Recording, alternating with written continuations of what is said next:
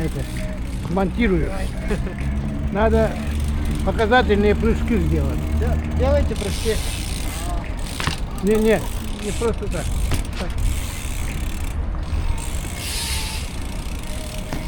Во, получается, это город Якутск, площадь Дружбы. Здесь часто собираются молодежь и тренирует свое здоровье. На этот раз они катаются на велосипеде. О, показывает свое умение. О!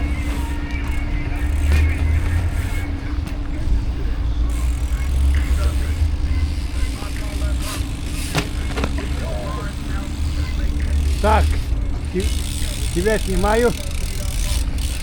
О! Вот.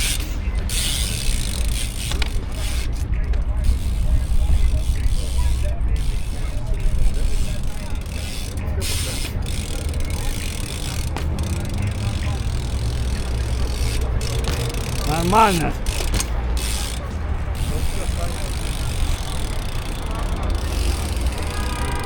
Так, по очереди, да? Ого, там красивые движения получаются.